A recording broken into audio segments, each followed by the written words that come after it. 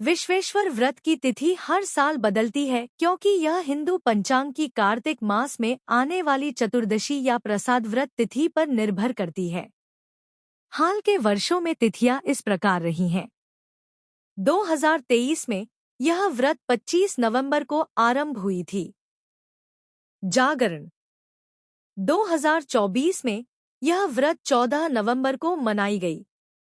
translate.google.com+2 2025 में इस व्रत की तिथि 3 नवंबर को बताई गई है।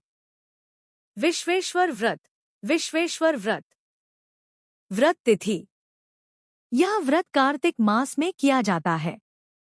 कई स्थानों पर इसे कार्तिक कृष्ण पक्ष की चतुर्दशी या शिवरात्रि तिथि पर किया जाता है। यह व्रत भगवान विश्वेश्वर शिव जी को समर्पित है। व्रत का महत्व। विश्वेश्वर व्रत करने से सभी प्रकार के पाप नष्ट हो जाते हैं। शिव कृपा से मनुष्य को दीर्घायु, धन और सुख प्राप्त होता है। यह व्रत करने से मोक्ष की प्राप्ति होती है। स्त्रियां यह व्रत पति की दीर्घायु और सौभाग्य के लिए करती हैं। पूजा विधि। प्रातः स्नान कर स्वच्छ वस्त्र धारण करें। भगवान शिव विश्वेश्वर की मूर्ति या शिवलिंग का जल, दूध, दही, शहद, घी और गंगाजल से अभिषेक करें। बेलपत्र, धतूरा, आक, सफेद फूल, अक्षत अर्पित करें। धूप, दीप, नैवेद्य चढ़ाकर शिव मंत्र का जाप करें। नमः शिवाय। दिन भर व्रत उपवास रखें। रात्रि में भगवान शिव की आरती करें और कथा सुनें। अगले दिन ब्राह्मण को भोजन कराकर व्रत का समापन करें। विश्वेश्वर व्रत कथा। एक समय की बात है, काशी नगरी में विश्वेश्वर नाम से भगवान शिव विराजते थे। उसी नगर में एक धनवान लेकिन पापी व्यापारी रहता था। वह लोभी, कठोर और दुष्ट स्वभाव का था। लोग उससे दूर भागते थे क्योंकि वह झूठ बोलकर दूसरों का धन हड़प लेता था। एक दिन वह व्यापारी बहुत बीमार पड़ गया। उसने सब वैद्य बुलाए पर किसी की औषधि से लाभ न हुआ। आखिर वह मृत्यु के भय से कांप उठा और रोने लगा। हे प्रभु, मैंने जीवन भर पाप किए हैं, अब मुझे मुक्ति का कोई उपाय बताइए।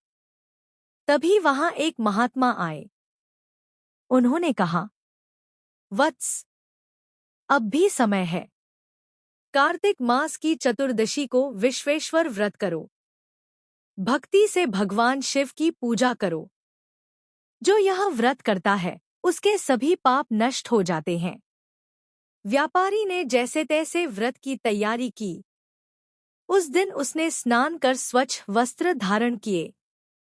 शिवलिंग पर जल, दूध, बेलपत्र, धतूरा, अक्षत अर्पित किया और बार बार कहा, नमः शिवाय, विश्वेश्वराय नमः। उसने उपवास रखा और रात्रि में जागरण किया। व्रत के अंत में ब्राह्मण को दान देकर उसने भगवान से क्षमा मांगी।